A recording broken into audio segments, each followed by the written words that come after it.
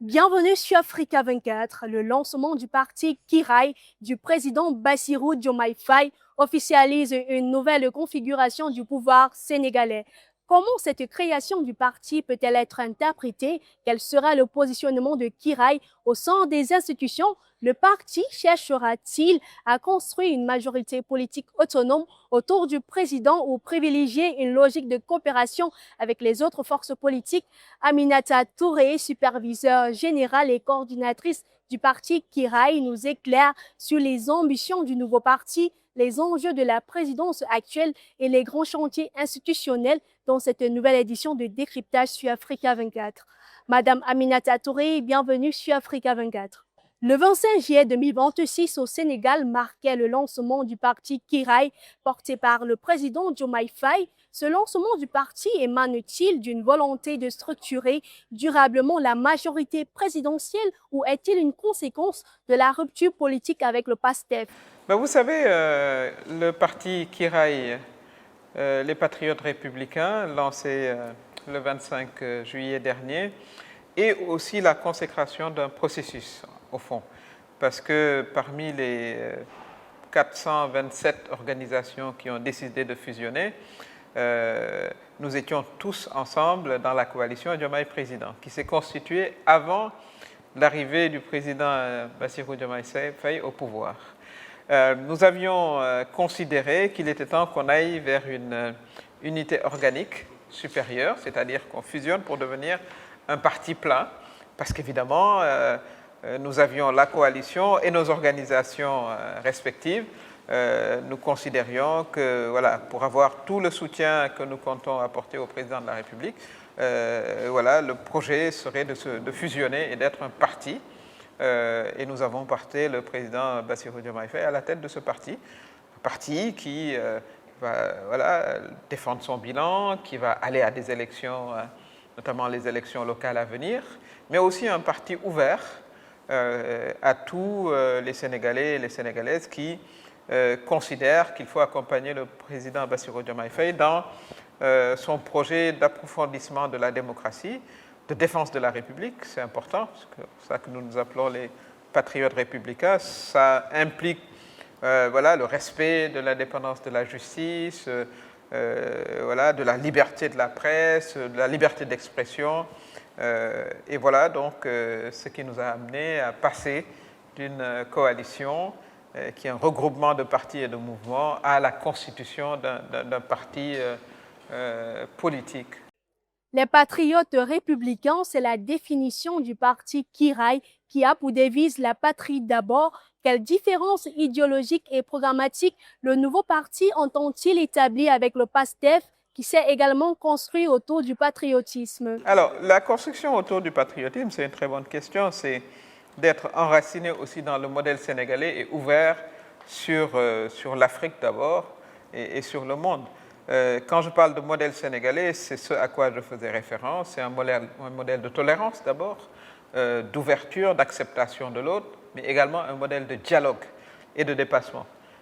Ça, c'est ce qui a fait les beaux jours de la démocratie sénégalaise et nous considérons que le président Bassirou Diomaye Faye s'inscrit dans cette même lancée et voilà ce que nous proposons aux Sénégalais. Évidemment, avec justement les fondements d'une république, c'est-à-dire l'état de droit, la lutte contre la corruption, mais également améliorer les conditions de vie des Sénégalais et notamment de la jeunesse. Parce que le président Bassirou Diomaye Faye, comme vous le savez, est jeune, 46 ans, et ce groupe cible est tout à fait prioritaire dans sa politique. Kirai se présente comme un parti attaché à la défense des institutions et à l'état de droit. Quelles garanties concrètes seront mises en place pour éviter que le parti présidentiel ne soit perçu comme une simple structure destinée à renforcer le pouvoir exécutif? Il s'agit de défendre des principes puisque nous avons aussi une charte. Nous avons voilà, un programme du parti, on a un règlement intérieur. Et nous avons aussi la pratique du président Bassirou Diomaye Faye. Parce qu'au fond, on peut tous avoir les mêmes textes, les mêmes règlements intérieurs. C'est la pratique qui fait la différence. Et cette pratique-là, elle se fonde sur cette volonté de dialogue, de bâtissement d'un consensus au sein de la classe politique. Ça n'empêche pas chacun voilà, d'être ou de l'opposition, dans le pouvoir, ou d'être société civile, etc. Mais le dialogue est fondamental parce que notre pays a des défis à relever. Et à un certain moment, il faut que l'on rassemble, disons, des accords forts, des consensus forts pour aller de l'avant. Et ça, c'est très ancré dans, disons, la manière de voir et de faire du président Bassirou Diomaye Faye. C'est d'éviter, quand on le peut, les conflits, mais c'est également de mettre en place des normes de bonne gouvernance, de lutte contre la corruption. L'un n'exclut pas l'autre, d'ailleurs. Donc c'est à la pratique, au fond, que les choses voilà, se définissent réellement. Mais en tout cas, l'intention et les actions du président Bassirou Diomaye Faye s'inscrivent vraiment dans cette dynamique-là. La souveraineté est un axe central du discours du parti. Comment Kiraï compte-t-il traduire cette souveraineté dans les politiques économiques, énergétiques, minières et diplomatiques du Sénégal? Vous savez, la souveraineté, c'est d'abord une volonté. Mais c'est beaucoup plus qu'une volonté. C'est des actes qui se construisent dans le temps. On ne se réveille pas, on décide qu'on est souverain. Ça veut dire qu'il faut être autosuffisant du point de vue alimentaire. Ça veut dire qu'il faut développer une industrie pour ne pas tout importer. Et d'ailleurs, quand vous importez aussi l'inflation des autres. Ça veut dire générer suffisamment de richesses au niveau intérieur. Donc, c'est, disons, tout le projet de développement qui construit la souveraineté. Ça ne veut pas dire qu'on va se retirer du monde. Ça ne veut pas dire cela non plus. Ça ne veut pas dire qu'on va abandonner d'anciens amis. Mais tous les amis, on mettra les intérêts du Sénégal, voilà, en avant. C'est comme ça qu'il faut le percevoir. Mais la souveraineté, c'est une volonté qui se construit dans le temps, pas dans un temps infini, c'est clair, mais avec des objectifs, des benchmarks réguliers. Mais il faut commencer d'abord par la souveraineté alimentaire. Il n'y a pas très longtemps, c'était le thème de l'ouverture de l'Académie des sciences et de la technologie, c'était sur la souveraineté alimentaire. Et il y a des progrès importants à faire en termes d'augmentation de la productivité, mais également en termes d'établissement de chaînes de valeur pour transformer nos produits agricoles et générer par la même occasion voilà, des emplois. On pourrait dire la même chose pour l'industrie, pour la pêche, etc. Voilà comment la souveraineté se construit. Je reste, moi, convaincu qu'il faut une souveraineté africaine, parce que bon, nos États sont relativement petits. Mais si on se met ensemble en étant 54 États, on peut construire ensemble une souveraineté africaine sur tous les plans, voilà, dans le domaine de la santé, de la pharmacie, etc. Et c'est comme ça qu'il faut le voir. En tout cas, c'est un élément très, très présent dans nos préoccupations et dans les objectifs. Quel rôle Kiraï entend-il accorder à la jeunesse et aux femmes? Le parti peut-il proposer un véritable renouvellement générationnel de la classe politique sénégalaise au-delà des discours de mobilisation? Mais absolument. Moi, je crois beaucoup au principe de l'intergénérationnel. Je considère que lorsque 70% de la population a moins de 35 ans, il est évident qu'il faut que les jeunes s'impliquent. Quand je dis les jeunes, je parle aussi des jeunes femmes. Ça également, c'est une dimension importante qu'il faut garder à l'esprit en Afrique. Et pour cela, il faut justement que les jeunes soient également formés à la question politique, parce que c'est important. Qu'on perçoit maintenant la politique comme une arène de gladiateurs, pas nécessairement. Ça doit être une arène d'idées, de programmes, et tout cela, il faut que les jeunes s'impliquent, qu'ils ne soient pas juste voilà, utilisés par les politiciens, mais qu'eux-mêmes, ils définissent leur propre agenda au sein de la politique et une manière constructive également de faire de la politique qui émanerait de cette jeunesse, puisque voilà, c'est elle qui est quand même dominante sur le continent. Les élections locales de 2027 seront un premier test électoral important. Le nouveau parti entend-il seulement accompagner le mandat du président Bassirou Diomaye Faye ou s'ériger en une force politique solide face aux autres formations politiques sur le terrain? Ah non, c'est une force politique solide. C'est le président, Bassirou Diomaye Faye, qui est le chef du parti. De manière très claire, nous comptons aller à des élections locales. Nous avons sur 557 maires, 346 qui ont rejoint le parti. C'est des maires implantés, sans compter également, comme je l'ai dit tout à l'heure, de nouvelles personnalités, de nouveaux mouvements politiques, de nouvelles organisations qui sont venues renforcer justement la dynamique présidentielle à travers le parti Kiraï. Donc nos ambitions sont très fortement affichées, c'est d'être le premier parti lors des prochaines élections municipales qui se tiendront en 2027. Est-ce qu'il y en aura d'autres? On verra. Mais en tout cas, en 2027, on aura des élections municipales et nous serons présents sur la totalité du territoire. Sur le plan de la croissance économique qui est projetée à 100% pour 2026 et du pouvoir d'achat des Sénégalais, malgré les perspectives liées aux hydrocarbures et aux grands investissements, comment le Sénégal peut-il transformer la croissance économique en amélioration concrète du pouvoir d'achat et du niveau de vie des ménages?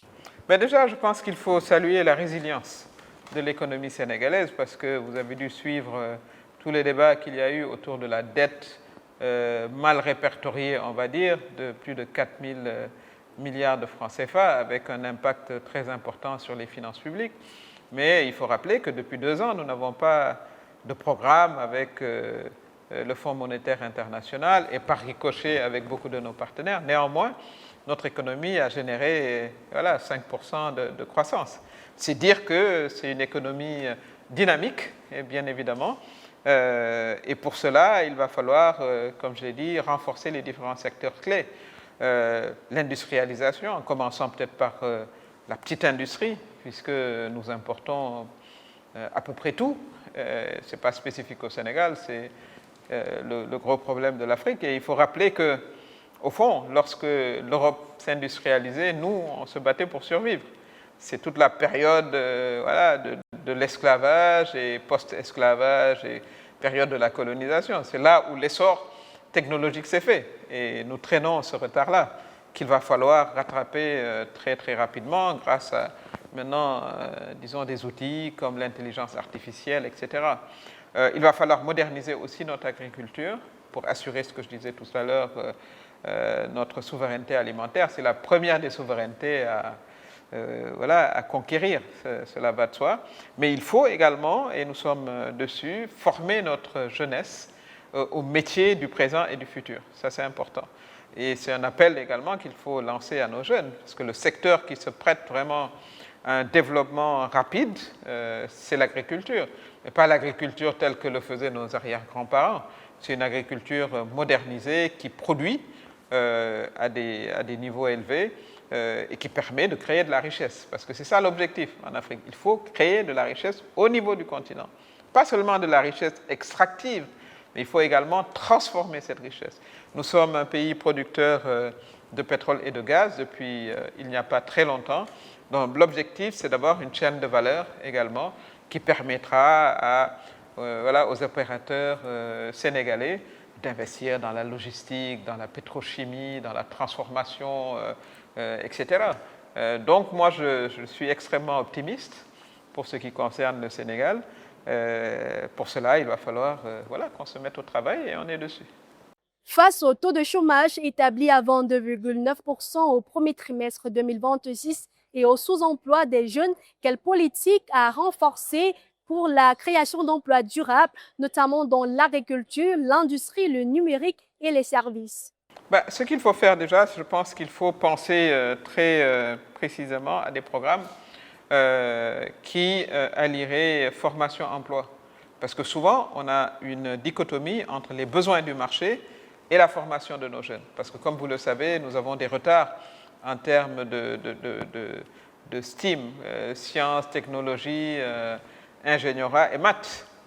Par exemple, cette année, il y a eu seulement 22% des bacheliers qui ont été des bacheliers scientifiques. Or, pour développer les secteurs dont j'ai parlé, il faut beaucoup de sciences et de technologies. Donc ça, c'est un défi qui se pose aussi au Sénégal et qui se pose à l'Afrique d'une manière générale. Je rappelle qu'en Chine, c'est à peu près 40% des bacheliers qui vont faire des études de sciences. L'un explique cela. Donc il nous faut, de ce point de vue-là, renforcer la formation technique et scientifique de notre jeunesse, mais il faut également soutenir la formation professionnelle. Et le ministère aujourd'hui a vraiment des ambitions à travers la création de plusieurs lycées professionnels pour que on puisse réussir dans l'élevage, en modernisant bien sûr l'élevage, dans la pêche, la transformation des produits halieutiques, dans l'artisanat, et qu'on puisse non seulement satisfaire la demande interne, mais qu'on puisse également exporter. Et ça, c'est à mon avis valable pour, pas seulement pour le Sénégal, mais pour l'ensemble des pays africains. Mais ceci étant dit, dans un contexte d'inflation mondiale généralisée, avec un non-accord avec le FMI depuis 2 ans, réaliser une croissance de 5%, ça montre le fort potentiel quand même de l'économie sénégalaise, mais il va falloir poursuivre dans les sens que j'ai indiqués.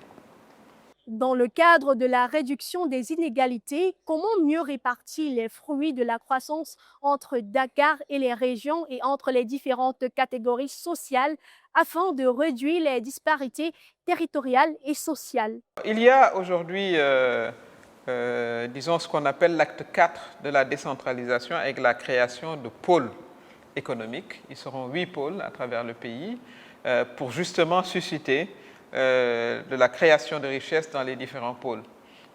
C'est important parce que nous avons hérité un peu de cette préférence coloniale où, si vous regardez le Sénégal, la plupart des investissements étaient faits le long de la côte parce que bon, l'intérieur du pays n'intéressait pas tellement les colons. Et ce retard également voilà, doit être résorbé. Mais surtout, il y a un potentiel énorme dans chacune de nos régions. Prenez le pôle Nord, où il y a surtout l'élevage, où on devrait développer une industrie de transformation laitière, transformation du cuir, etc. Vous allez dans le sud-est, où nous avons les mines. Il faut également développer à ce niveau-là toute une chaîne de valeur avec la création de petites et de moyennes entreprises. Voilà, et vous allez au centre, où vous avez, disons, une zone agricole très dynamique, où il faut également établir des industries de transformation. Je considère qu'il faut sortir l'activité économique de Dakar, où elle représente 80% de l'activité du pays. Peut-être pas la sortir, mais on a sous-utilisé les autres pôles potentiels de croissance. Et c'est cela, à mon avis, qui va réduire les inégalités territoriales. Mais il y a également une inégalité dont il faut parler, c'est entre les hommes et les femmes, de genre. Or, les femmes, si vous regardez par exemple un secteur comme l'agriculture, elles produisent quasiment 60% de la production. Et pour cela, il va falloir également qu'elles soient spécifiquement renforcées du point de vue de la formation, mais surtout de l'accès au crédit et aussi de l'accès à la terre. Les jeunes, on en a parlé, et ça, il faut reconditionner mentalement notre jeunesse pour qu'elle comprenne qu'on peut devenir un entrepreneur agricole prospère, comme c'est le cas aux États-Unis, où les grandes fortunes se sont bâties autour de l'agriculture et qu'on n'ait plus cette vision très arriérée de l'agriculture voilà, de nos grands-parents. C'est un secteur important pour générer des ressources. Le développement des zones économiques spécialisées ne risque-t-il pas d'accroître certaines de ces inégalités? Comment s'assurer qu'une zone spécialisée dans le minier reflète une plus grande parité entre hommes et femmes? Mais justement, c'est que quand on va créer ces pôles de richesse, on va tenir compte justement de ces inégalités de genre. Et il va falloir aussi faire du rattrapage. Il y a par exemple des associations femmes et mines qui, par exemple, se fixent comme objectif de former des femmes au métier de la mine, de favoriser justement la formation de femmes ingénieurs des mines, etc. Vous allez faire la même chose dans les différents secteurs. Vous prenez le secteur des produits de la pêche, la transformation, elle est à 80% faite par les femmes. Peut-être que là, il va falloir rééquilibrer en direction des hommes. C'est en développant les stratégies qu'il faut prendre en compte justement les inégalités qui existent déjà. Mais l'idée qu'il faut retenir, c'est pas de déconcentrer, parce que les activités de Dakar, avec la position géographique de Dakar, son port, son aéroport, va continuer à être pertinente. Sauf qu'il va falloir aussi allouer des ressources vers d'autres pôles de croissance qui ont un potentiel qui ne demande qu'à être développé. Sur le volet protection sociale et services essentiels, Quelles priorités fixez-vous en matière de santé, d'éducation, de logement et de protection sociale pour que le développement économique bénéficie réellement aux populations les plus vulnérables? Vous savez, voilà, c'est des stratégies qui se tiennent. Autant l'État a obligation, c'est une obligation constitutionnelle, hein, de fournir les services de base aux citoyens. Mais ces services de base, il faut les financer. On les finance par la création de richesses. Donc, il faut parler de socio-économie. Hein, on parle d'économie, voilà, mais en fait, il faut parler en Afrique de socio-économie. C'est une économie qui produit suffisamment de ressources pour délivrer des services sociaux. Ça, c'est important.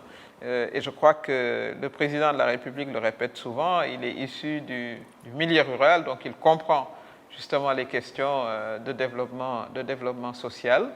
Et il faut dire que depuis qu'il est arrivé, ces secteurs-là n'ont souffert d'aucune coupe budgétaire, parce qu'il a donné des instructions très fermes pour que l'éducation, la santé demeurent des domaines prioritaires. Madame Aminata Touré, merci d'avoir répondu aux questions d'Africa 24.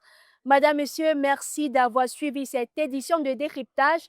Retrouvez dans un instant une nouvelle édition de l'actualité africaine sur Africa 24.